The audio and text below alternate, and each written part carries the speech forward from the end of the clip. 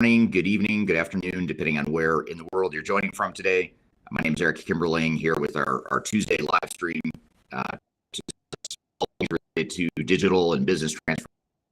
I'm going to introduce the guest here in just a moment, but today's topic is going to be the future of supply chain management.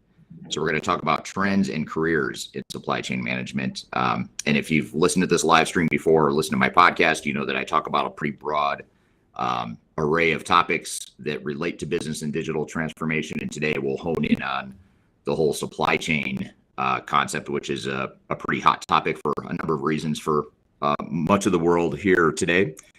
Before I introduce my guest, though, just a couple of things. We're going to invite you to ask questions along the way, you, the audience. So any questions you might have, please feel free to drop them in the chat. We're live here today on LinkedIn, YouTube, Facebook, and Twitter.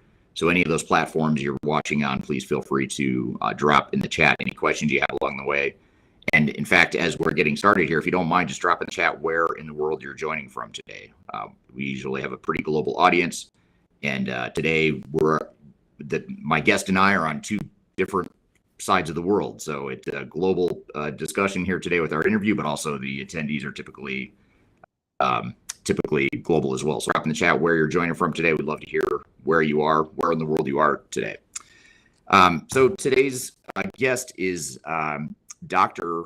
Muddassir, and I hope I'm pronouncing that name. Throughout the interview, hopefully I start to get that name or the exact pronunciation, the Arabic pronunciation correct. But in the meantime, I may butcher it a little bit, so I apologize for that. But Muddassir Ahmed he's the CEO and founder of SCM Dojo. And it's a training course. I'll let him describe it, but scmdojo.com is the website that you can check out, and I'll have him describe it here in a second. But I wanted to have Dr. Ahmed on the show to talk about some of the supply chain issues, being that he's a supply chain guru of sorts. So Muddassir, welcome to the show. Thank you very much, Eric. Thanks for having me. I've been watching your TikTok videos and your YouTube channel is pretty fantastic. So thanks, great to be connected. And you get me on the show on your Tuesday podcast. Looking forward for discussion. Yeah. Absolutely. Yeah. Thank you for being here all the way from Dubai. So you're based in Dubai, and maybe just before we jump into the questions I have for you to start, and any questions that the audience might have, maybe just tell us a little bit about yourself. Maybe a little bit about your background, and as well as what SCM Dojo is and what SCM Dojo does. Yeah, sure. So start from myself, because STM Dojo is kind of linked with my background as well. So I'm an engineer by trade, originally from Pakistan, then went to Sweden, did my master's in management of production supply chain. This is where I basically get into the field. But I always thought I have a research mindset, and I got a PhD scholarship on a couple of schools. So I chose Lancaster University Management School, went as a PhD scholar, and I was working for a company called Eaton. So it was like a kind of funded project. And then Eaton said, why don't you work full time with us and we'll fund your PhD? I said, yeah, that sounds good to me. So basically, then I worked for Eaton, is an American company, from 2005 until 2017, and I did a lot of jobs, almost all the jobs in supply chain: buyer, demand planner, materials manager, supply chain manager, manufacturing manager, logistics director. I've done all of that, hands up. Then when I finished my PhD in 2015-16, I realized there's not a lot of practical content. So, there was a lot of content out there from we call it this inbound marketing people, social media influencers, especially on the digital marketing people, top 10 ways how to improve your LinkedIn profile, or, top 10 people to follow in wherever. I just realized that there's not enough practical content for the supply chain, because it's very much descriptive. And being a supply chain person, I realize also that if you think about these standard chartered bodies like Apex or SIPS or ISM, I mean, they have done, all of them have done a great job, but they just push theory so much. But if you go into the field of supply chain, theory is important, theory is relative, is a hygiene factor, you need it. But what makes you differentiated from your competition or your peers is how good you are in understanding technology, and how good you are understanding the people side of this. If that means your leadership skills, your communication skills, your networking skills, managing up, managing down, so on and so forth. I come up with this model of I want to write a content which is helpful for the supply chain people, because basically whatever I've learned in 12, 13 years in industry. So I started with my own name, Muddassir, that was a blog. For example, I started writing things like 18 ways how to reduce inventory, or 25 different interview questions, because I interview a lot of people or give a lot of interviews as well. So it resonated with people. And then I think 17, 18, one of my bosses moved to Dubai. He was the head of Bridgestone, and he said, why don't you come for us? So I was the head of planning and operations for Bridgestone. So when I come to Dubai, actually, people start inviting me into a lot of conferences as a speaker or etc. And I just realized I should change the brand into something more useful. So hence the birth of STM Dojo, July 2018. Dojo is a Japanese word which means place to stay and meditate. So it's coming from this whole judo karate background. So the vision of STM Dojo is to help supply chain functions and supply chain community to do better in their job. So, and what I mean by to do better in their job and solve problems. So, for example, if you're looking for courses, we have a best-in-class tutors here. We have on-demand courses on. I have a course on SNOP, sourcing, modern warehousing, and we have recorded about 27 courses which will be going live. What is very interesting we have is the best practices. So, for example, if you want to have a SOP of how to do stock take or cycle counting or plan for every part, or basically your boss asks you, oh, let's improve our KPI, supply chain KPI dashboard. So all of them you can come to SEM Dojo, you can buy, you can download, you can customize, you can look very good in front of boss. I don't mind. Actually, you can sell it as well if you like. I don't really care either way. Right. So we got a lot of best practice content, and we also have a lot of self-assessment tools which management consultants sell it for thousands of dollars. So for example, one of the famous ones I have is the materials management competency assessment, which got around 11 categories, 78 different questions. So if you're a supply chain manager, supply chain director, or supply chain or professional any in general, so if you want to know how good you are into all dimensions of supply chain materials management, you can go to smdojo/tools, conduct the tools, and then it will give you a spider chart at the end. It will tell you the gaps you have in your knowledge, and you can improve. So we have a lot of self-assessment tools, a lot of best practice guides and content, and our aim is to become platform. What I mean by platform is it's not just me, because 11, 12 different contributors, and the idea is to have people like you, Eric, and any other supply chain leaders and expert listening to this podcast come and join me, contact me, and will you have an as an expert, so you can we can help you distribute your own knowledge into some kind of product. So our vision is to become the go-to place for supply chain community when it comes to knowledge, content, and access, and mentoring as well.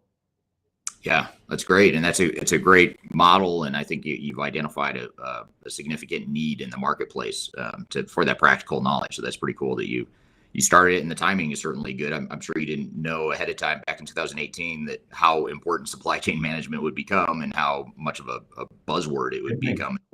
Agree. Just to add one thing and credit to you as well, because thanks to COVID, I find COVID pretty interesting actually. It has given two things to us. First of all, it forces us to watch videos. So my YouTube channel has gone bigger, and maybe yours, so we talking to each other. And second, it has proven that a lot of supply chain functions, in supply chain we manage information, right? Mostly to manage materials, to manage the money back.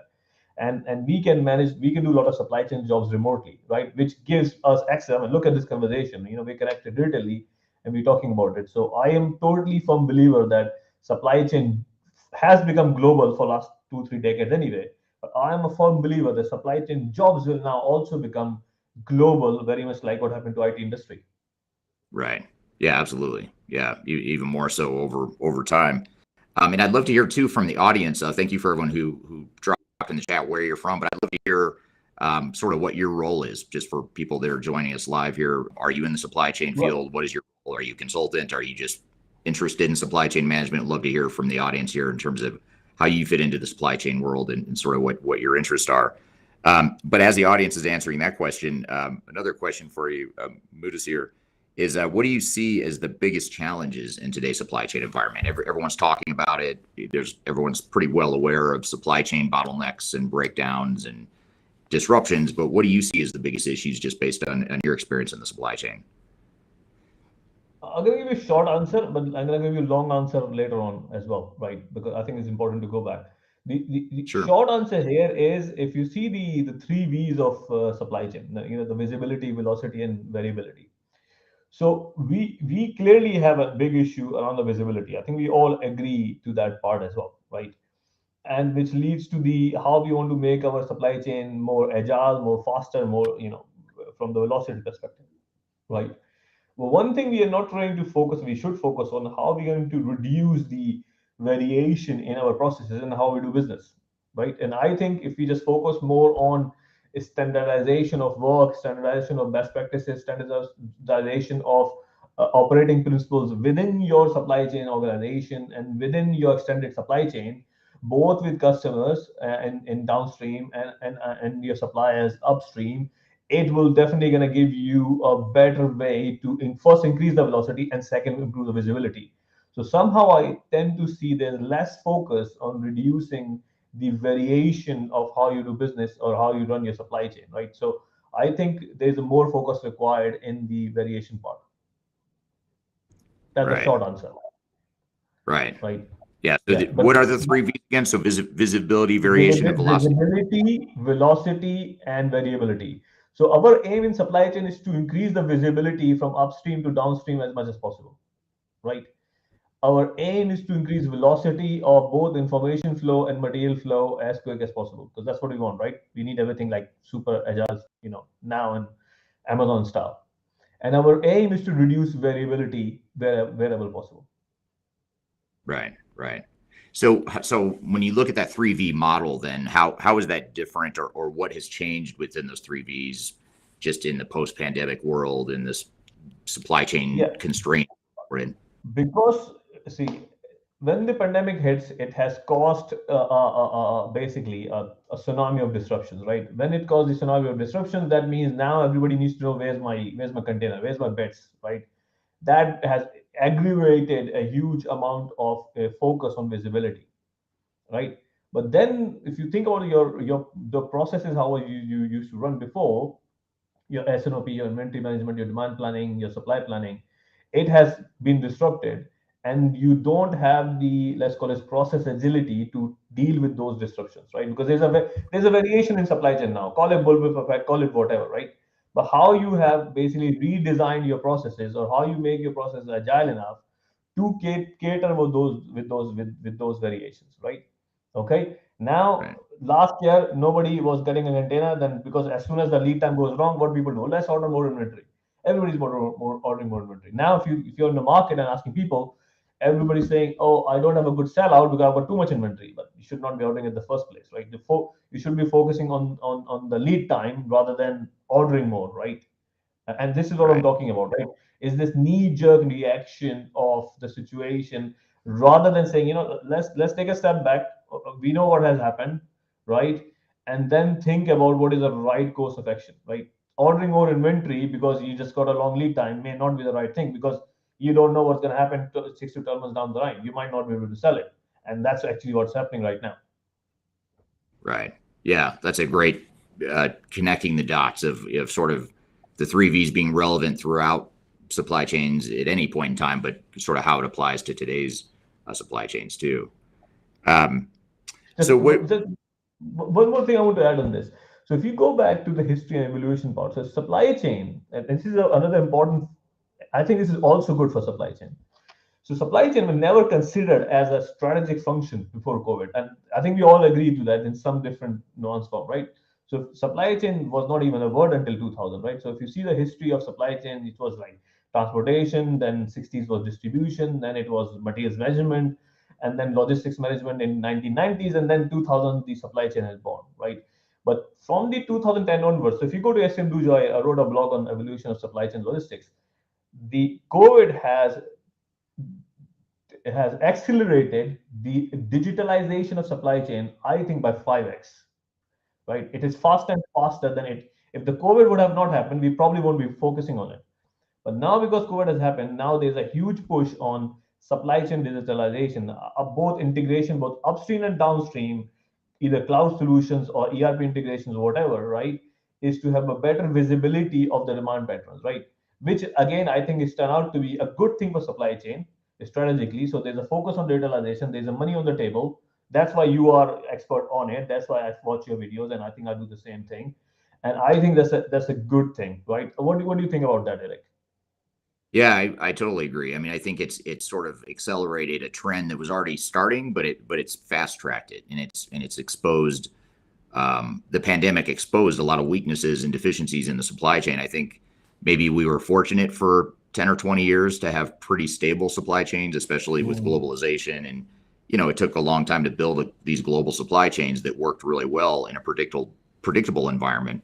But in an unpredictable environment, we were finding maybe it doesn't work so well. Maybe we need to rethink how we have the visibility and the variability in our processes and all that stuff. So, and that's a way digitization can help all those, the three Yeah. V's that you talked. Yeah, and that's the future. And that's essentially the answer of this conversation, right? The future of supply chain. The future of supply chain is going toward more digital and building both digital competencies for your supply chain and for your people. Right. Yeah, absolutely. And here's a question from our audience, actually, that your response there was a perfect segue into this question from Roger on YouTube, and I'll put it up on the screen for those that are watching. But are supply chain implementations using SAP or NetSuite doing Agile? It's been a few years since I've done these implementations. Everyone was still on waterfall or a hybrid approach. And back to your point about digitization and use of technology in supply chains, what are your thoughts on this, especially as organizations have these knee-jerk reactions that you talked about, and they're trying to do stuff quickly? How do you see Agile fitting into supply chain transformations, or do you see Agile fitting in? I definitely see agile fitting in. That's what it is designed, because the more digital we get, that means we are more getting into the or the best practices developed in IT industry. That I mean, I'm trying to make Right. it easy comparison, but I think it's a relevant comparison, right? Because what is digitalization? So I asked this question actually pretty much. So what is the difference between digitization, digitalization, and digital transformation? And it is astonishing that everybody says the same thing. But no, because I'm a researcher, right? I'm an academic guy at the same time. I want to differentiate the definition. There's a Right. clear differentiation. So my watch is basically a digital watch, but it used to be analog, right? So I made something analog to digital, right? Digitalization is then if I start producing data like health data, right, which is asking me to run more or do something, that means that is digitalization.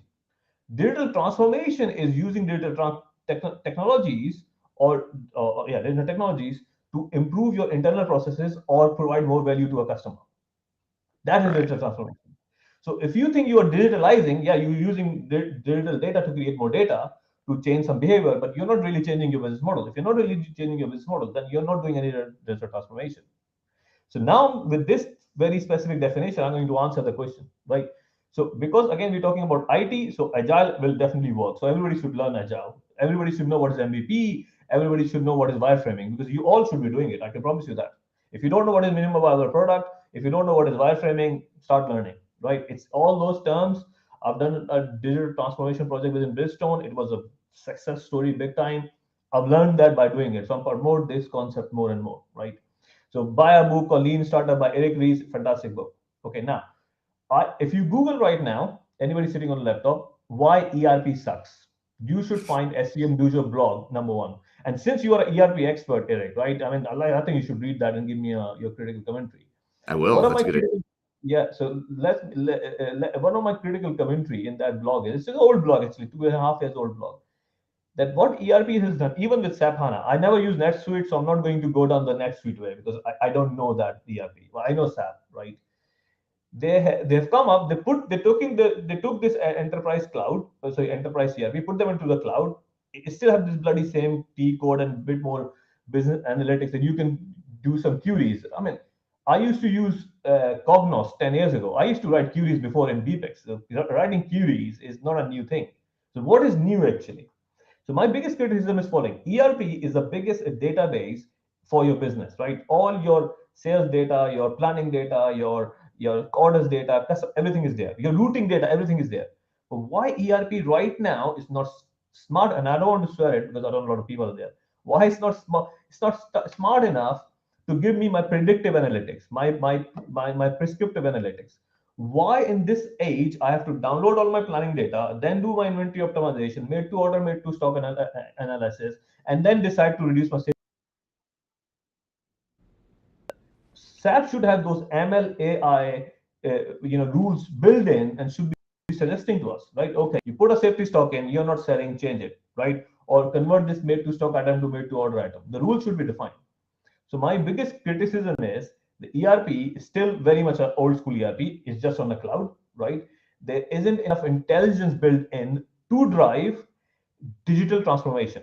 So, okay, they have digitalized it, but still ERPs, the new ones, are not enabling businesses for digital transformation. And I'm happy to debate with anybody on this topic. Yeah. What do you think that is? Is it just outdated technologies? Is it the wrong focus from companies that are implementing the technology, or what is it? I think they're too big. It's too big. SAP is too big. I think we see the. I mean, you probably know more than me on this. If I'm not wrong, the top five ERP players cover 65% of the market, right? Between SAP, Oh, Microsoft, NetSuite, Oracle, right?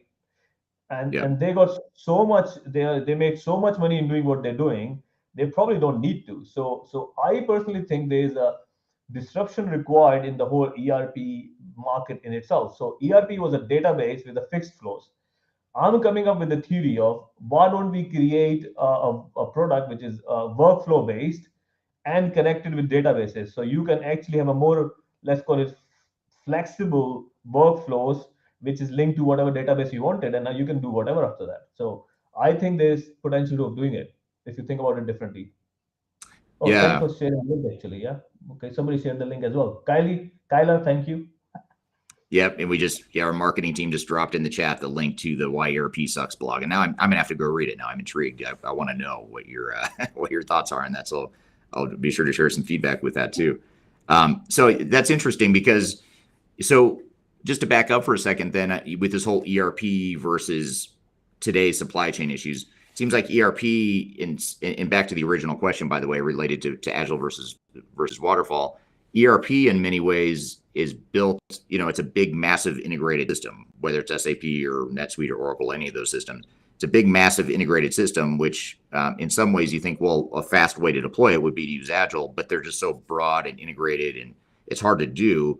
But supply chain challenges today might require more of an Agile approach where you've got to fix some immediate pain or address some immediate opportunity that you have to improve your supply chain. Would you agree with that, or is that sort of what's pulling? I 100% agree. So I left Bridgestone in October, but before that we were working on SAP HANA, and if you see the deployment plan was agile based as well. So you come in, you do your scenario planning, then you have an agile run, then you sit down with the consultant, and then they fix what they fix, and then you have a next agile run, right? So Right. it's definitely the way to go. Yes. Okay. Good. So here's another question. This question is from Raphael on LinkedIn, and he makes a comment that I currently work in a distribution factory. The pandemic definitely exposed our weaknesses in communication. Um, Yeah. I guess I'm curious, is that something you've seen, or is that something you've seen that can be resolved potentially through technology and or organizational changes, or how do you see organizations dealing with this sort of dynamic that Raphael talks about here? So I need a bit more elaboration from Raphael on the what do you mean by communication, right? Internal or external or market information? What exactly do Let you mean? So let let's talk about, let's assume it's both, internal and internal with our yeah, own visibility into what we need internally, but also as with our customers as well. yeah. So it's down to a point you make earlier, is this whole change of how we used to do business and run processes, very established supply chain and a way of communication, right? You send a PO, somebody acknowledge, don't acknowledge, they ship stuff, and whatever. You used to have a face-to-face meeting with your colleagues, you go and see them, any issues you sort it out. But if you're working remotely, then getting five people on the call at the same time is a ball ache, right? Because you have to make sure you send an invite, and then somebody dog is barking, somebody got some kids crying or whatever. So it's getting it is getting difficult, right? So both communication internally and externally is difficult with the supplier, right? But there, if you think about it, more and more tools are available right now. WhatsApp for business and Slack. I mean, Slack is $30 billion company right now just because it's a fantastic communication tools, right? So communication is an issue, definitely, and therefore the new communication apps are coming out, both business applications and both personal applications at the same time. Right. Right. Put this, I never used Slack before. I know Slack, I knew of Slack, but I only started using it was just a better and faster way to communicate. Right. Right. Okay. What when you think about, I'm going to ask one more question related to supply chain in general, and then I might shift gears and talk about careers in supply chain. Yeah. But one question here is, how should organizations be rethinking their supply chains today? In other words, how should they view their supply chains? How should they be focusing on improving their supply chains today versus pre-2020, pre-pandemic? What's Yeah, changing yeah. in that? So good questions. I would say when I see supply chain, I see in four dimensions really, right? I see in four different dimensions. Four. I have a actually very famous talk on four pillars of supply chain strategy, which is people, process, system, and execution, right?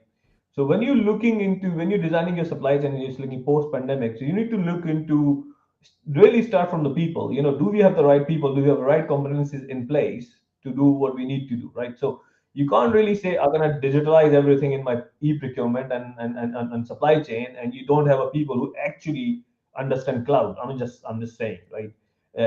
So you really got to understand how cloud works to go any digitalization effort, right?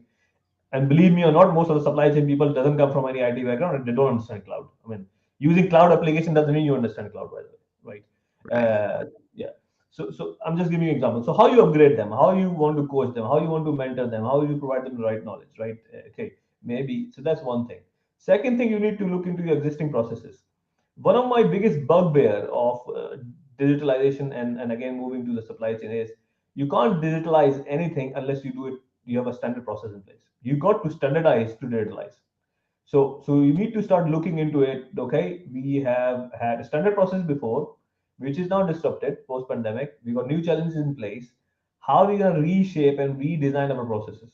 Let's standardize those. Let's write it down. Let's write it down a better way to communicate. Maybe SNOP we used to run once in a month, maybe not good enough. Let's do twice a month, right? For Mm. example, right? Because there's more frequent changes. So process change. Then you need to take those people skills and processes and need to fit around the existing system, whatever system you're using, right? So you can't change the system overnight. It's expensive commodity. You got to, but you need to make sure the redesign processes are somehow configurable around the systems you have, or you need to buy a new piece of kit, or maybe develop your own. And then move to the execution part, which is probably the most interesting tip I can give you today. People hang up too much around, too much talking, too much discussion, too much time and effort in listing down a lot of action and not enough time on execution. And this is where I love the MVP theory. That what they say is you design a bare bone of the functional product or a process, then you test it out, give it to the user, right, and get a feedback, and then develop on it. So basically, what I'm saying is, if you want to drive change, improvement into the new challenges, don't come up with 200 different actions. Come up with like top five. Design that what you're actually going to do. Come up with the aggressive timeline and do it, and learn it and fail it and do it again and add more. Right. Yeah. It's another case for the agile approach to transformation is being able to quickly deploy solutions that'll help the supply chains in today's environment. Now, shifting gears a little bit, then, how about careers? It seems like supply chain would be a great area. If I were starting straight out of college, I think supply chain management would probably be the thing I would do personally, especially today. Absolutely. What do you see? What are the trends in supply chain management careers? 100%. And I will actually ask our friend in marketing to go again to my channel, Carl. So if you go to my channel, there's a video called "Why Supply Chain is a Great 7 Reasons Why Supply Chain is a Great Career Choice." So if you Kyle can share it as well on my YouTube channel, it's in the I think it's the main video.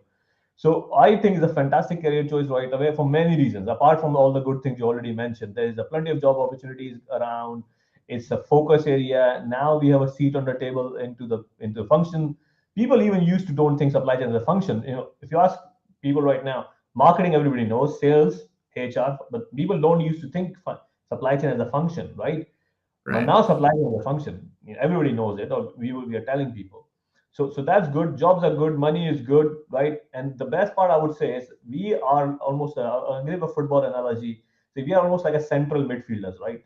We can go back to defend if we want to. We can be attacking field. So we are connecting the football in the field, right? So we are talking to marketing people, finance people, we're talking about product management people, we're talking to IT people. You cannot implement ERP without IT, without us really, right?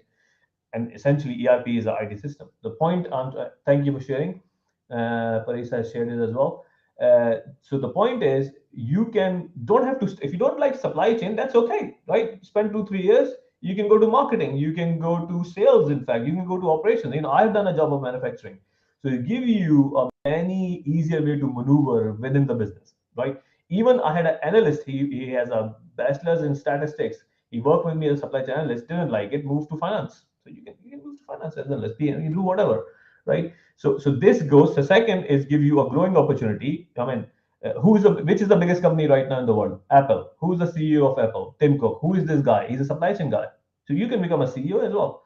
Historically, you either have to be a sales guy or you have to be not.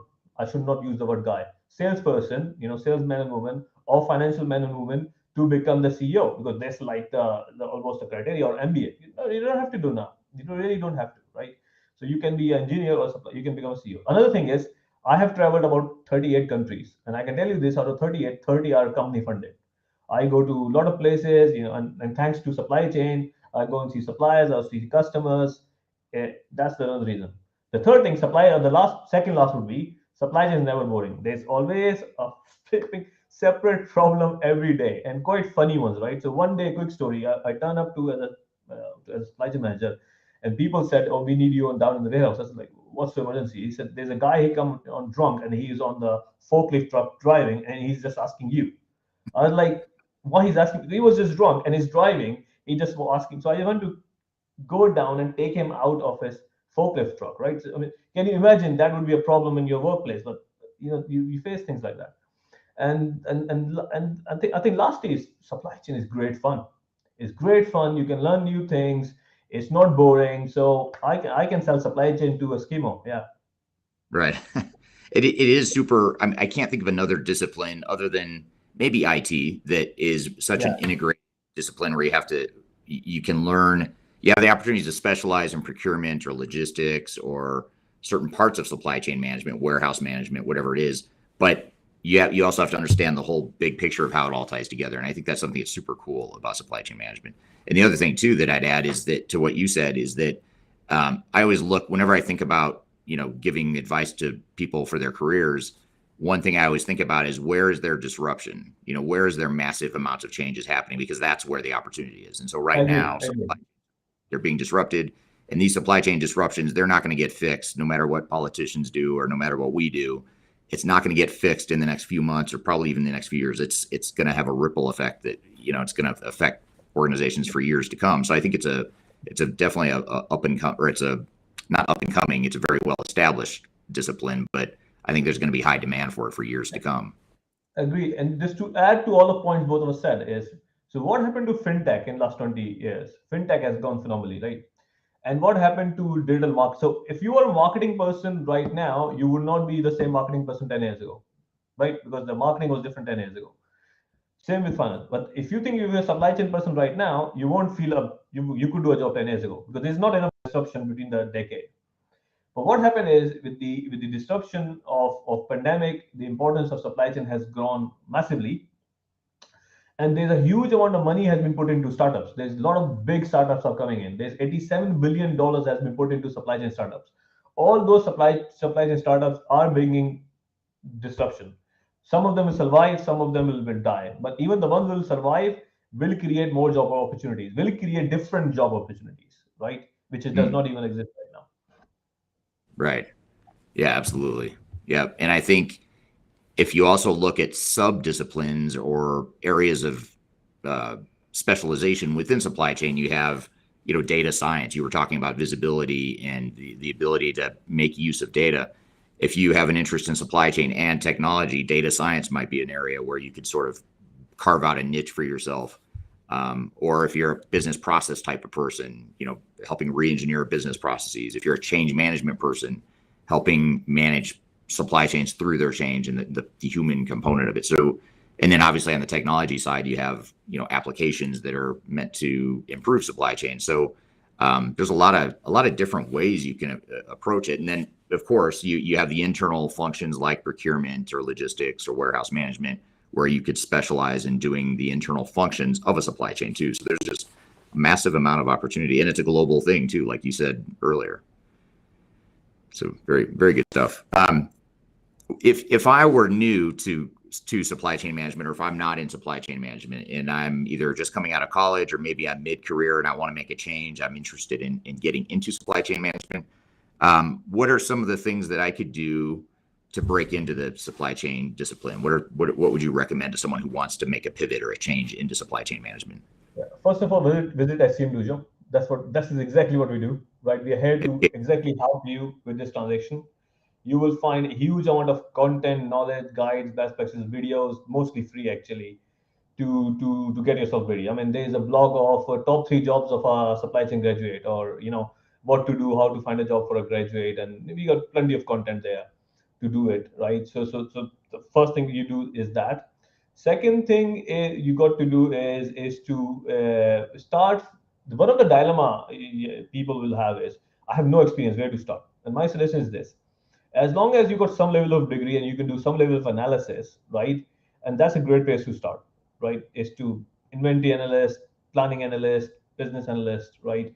You go there, you don't have to know the business or anything. You just need to know how to use any tools like Power BI, or Google Data Studio, or even Excel. You should be good in Excel, right?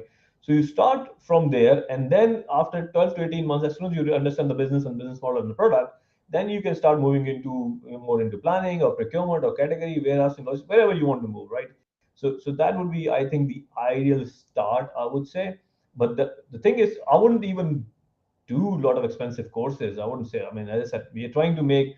We have a very subscription-based model. I mean, you pay me $49, and you can have access to all the courses and things like that. So it's not a huge. You can Google anything, you can find it as well. So a huge amount of information is available. Just use the information. Find a time for learning, because what generally I've seen it that when you graduate, you somehow think, okay, I've done everything. Now I'm gonna focus on practicality. It doesn't mean you stop learning. I would say making learning is a part of your half an hour, 1 hour daily regimen. I do it every day. I still do it after 20 years from graduating. So make sure you continue to learn. Yeah, it's great advice for any discipline that you might be in. Yeah. What about if I'm already in supply chain management? Perhaps I'm already in one of those roles you just described, and I'm Right. just looking to further my career or advance. What would you Cool. recommend? Anything different for those types of people? No, not really. I think the only thing I would say to that, in addition to the individual people, because if you go to our tools and self-assessment, we have created best practices. It may not make any sense to any graduate or young people who doesn't really work, but it will make huge amount of sense to anybody who has worked in supply chain, and they have existing problems and they want to looking for best practice to solve it. And that is our aim, solely to provide those best practices to help them do it. If you don't find any, if you're looking for something, ping me. But this is our core competency. We create best practices. We try to do proper research. We have a team behind it to make it available for people. For example, right now I'm creating a very comprehensive dashboard for warehousing and logistics. Right. So the procurement one is pretty famous. The KPI supply chain one was very famous. I'm creating a full, for example, dashboard for SNOP. Okay, you can run SNOP in super expensive software, but you don't want to buy it unless you have a SNOP software. So I'm creating a dashboard to help two people run SNOP on Excel. And once you have a process, then you go and buy a fancy software, no problem. Right. Interesting. Okay. Yeah, that's good advice. Here's a comment that I want to get your thoughts on here. And this is from Richard on LinkedIn. He says it's no longer a supply chain; it's a supply marketplace, which is a very different risk model. What are your thoughts on that? Is that something you heard or that you agree or disagree with? This is a very advanced concept, right? And I think is a very, very interesting. It's more a comment rather than a question, right? Right. So first of all, I say I agree, right? And I agree with my recent learning of a conference I attended. There's a what's her name, Dr. Eloise. She is writing a book, not coming out, and she's talking about the risk part in terms of supply chain, how the rules of war has been changed, right? So, for example, I think she has a very conspiracy-like theory. She's saying, if I'm your if I want to damage you, the suppliers I work with, I know you are 400 suppliers. Your supply chain risk assessment is so weak that I could become your supplier, for example, and I could really damage your credibility, and you won't even know about it, Hmm. right?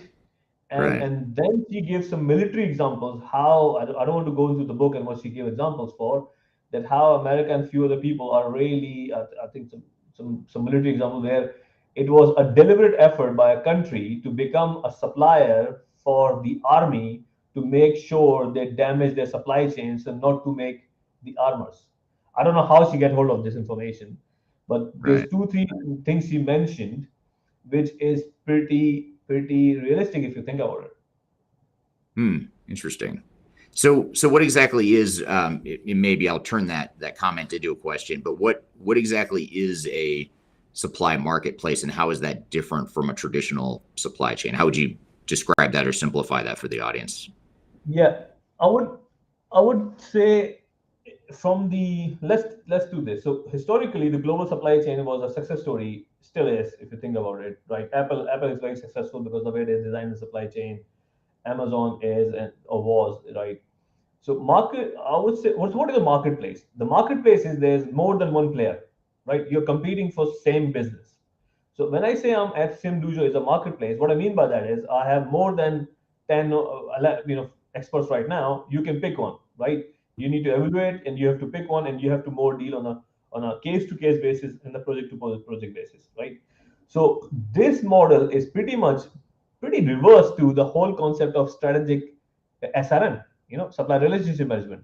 If you pick any book of ISM or SIPs, they keep talking about strategic partnership, strategic supplier, strategic collaboration, strategic this, strategic that. Then you have to be very so. But marketplace model is actually on the other scale, right? So if it's Hmm. on the other scale and it's disruptive, it is successful and it's proven, right? Which it is, then why it will not be proven in supply chain? It comes with the risk, but it just needs a more robust platform to manage, and that's what we aim to do. Interesting. Yeah, very interesting. Yeah, I can see that being a trend in the future or a way that further transforms or further disrupts traditional Yeah, supply chain. yeah. Let me give you examples. So right now, okay, you have we talked about analyst, right? Analyst is data science, very good important skills, right? Or supply chain network design, right? For example, everybody wants to do supply chain. You have to look into your supply chain and see you have the right warehouses into right places with the right workflow center of gravity. But why would you want that skill in house? I don't think you need that skill in house because you don't do this kind of analysis every month or every week, right? They are Right. very specialized set of skills, right? So I mean, you are an expert in ERP implementation, and the cleanup of the ERP data is specialized skills. Is a specialized skills. No, you can't have it in house.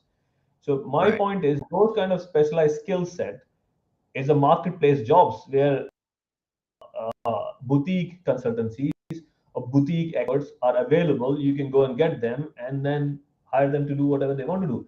With the same thought process, you can apply to material purchasing or technology purchasing, right? So with the same can be applied, I think. Yeah. Yeah, I agree. Yeah. Interesting. So I guess just to bring this all full circle and sort of bring the whole discussion around supply chain trends and supply chain careers, just to close the loop and sort of summarize everything we've talked about, what closing advice would you leave for supply chain practitioners and others that are affected by supply chains? What advice would you give them as they look to the future of their careers as well as the supply chain in general? Cool, cool, cool. Can I share my screen? Maybe not, right? So okay, let me just give me 1 minute. If you can give me one. Can I just take 1 minute or 30 Sure. seconds? Yeah, yeah, please do. Right. So I'm gonna show you something which will answer the question more appropriately than me waffling about. Where is this picture gone? Okay, good. Is this possible? I can share a screen here. Possible? No. You should see a share screen button in the bottom right of your below where you and I Right. are listed. Cool. Right. Okay. So I'm sharing my screen. Can you see? Oh, I have to accept it here. 1 second. There we go. Yep, Right. we see it now. Can you see now? Okay, so this is my theory, which we're trying to push it through. So if you're in supply chain, you have been in supply chain, that means you are have some level of supply chain competencies, right? So We call it, I call it hygiene factor. You have it anyway. If you don't have it, you got to learn it, right? Otherwise, you're not in supply chain. Then Right. the second factor is your people skills, which I mentioned in terms of your communication skills, presentation skills, negotiation, managing up and down. It also involves your social media skills somehow. So if you go to STEAM Dojo right now, we have a course on how to improve your LinkedIn profile actually, because right now if you're applying for a jobs, people actually Google you first and call you for interview later. In fact, and when they Google it, they're expecting you to have your profile on LinkedIn, right? I Right. actually, in last 3 years, never call for anybody for interview unless you're in LinkedIn. Maybe I'm Hmm. biased, maybe I'm not, but that's what I do, right? Right. So having a very nice LinkedIn profile, which is better than your CV, is there. But we have a course for that. The third part I would say is the technological know-how, all the emerging technologies, right? Understanding what's happening in the technological space. If I come back to my picture again, so everybody using these buzzwords of IoT, or basically they're using blockchain, 3D printing, blah blah blah, right? But you need to know which application is used where, Hmm. right? You need to know that which part of the technology fits into which part of the supply chain. So IoT is more connected devices, give you more visibility, more data. If you're thinking about the security, transparency, blockchain. If you're talking about collaborative supply planning, you need to know about cloud a bit more. If you're thinking about predictive and prescriptive analysis, you need to know data science. The point is understanding the technology and which and where it is used in supply chain. And that's the final answer. That's the book I was talking to Eric, I think, before our talk, right? So I'm writing a Right. book on supply chain digitalization for supply chain managers.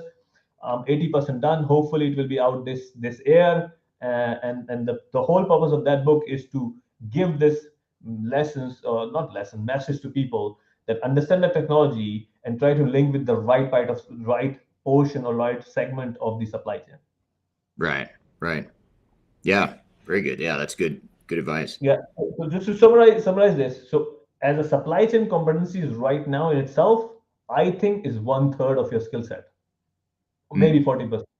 You got to improve your people skills, right, to be grow in your job. Because okay, if I'm not a better leader, if I'm not know how to lead people, if I don't know how to manage projects, right, I'm never gonna become a supply chain leader or manager. It's just not going to happen. I just stay what I do. So you got to become those kind of all things.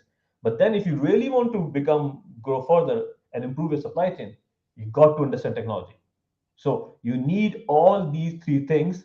And the dilemma I feel in the current curriculum is, pick any, they're not really focusing on the two part. They're not focusing on the people part as much, and they're not focusing on technology part as much. They're still going about supply chain competencies, which I think they are doing a great job, but it's old school right now. We should move on. Right. Yeah, I totally agree. And I think that that's a good visual, those, the discussion of those three areas, those three competencies, because so many people want to focus on one. And you can have a primary area that you're strongest in, of course, but the more you can focus on developing all three of those areas, I think you're just going to be in higher demand, and you're going to be a more rare find within the industry. Yeah. There's a question from Kohan I see. It's an interesting question. I can answer quickly. What is the best visibility solution in the market for a multi-factory, multi-country, multi-year? There's a company called Project 44. Google that. Project 44. Project 44, yeah. Okay. Okay. That's They good. worth Good. right now $1.7 billion is a startup. Okay. It's great. Great question and great advice. Now I'm curious. I'm going to have to go Google that as soon as we're done here. But well, good. Well, I want to thank you for your time. We're out of time. That time flew by. I really appreciate your time here today. Very enlightening discussion, both in terms of supply chains in general, but also the career aspects of supply chain management. So thank you very much for being here, Dr. Ahmed. Really appreciate it. Thank you very much for having me, and hopefully I'll invite you in my show, because I also have a show called the Supply Chain Show, and I'll get you in there as well soon. We'll be in touch. Absolutely. I'd love to be a guest. And in the meantime, for the audience, thank you to the audience for being here. But be sure to check out Yeah. semdojo.com for more training materials and courses and content related to supply chain management. So thank you for sharing that. And you can also check out our website. We've got, as it relates to supply chain technology and transformation in particular, Yeah. go to thirdstage-consulting.com I, for that. and I really like your videos actually. I think the work you're doing is short and sweet, and I think we need more content from you as well. So thank you for the audience. Thank you for having me. I love this conversation. Pleasure is mine. Absolutely. Well, thank you, everyone. Have a great rest of your day, and you'll find this interview is going to become part of the Transformation Ground Control podcast, which comes out a week from tomorrow. So every Wednesday, we have new episodes of the Transformation Ground Control podcast. So thank you for being part of the live audience and the production of that podcast that gets released next week. And have a great week, everyone. And we look forward to seeing you next Tuesday in our next live stream. Take care, everyone.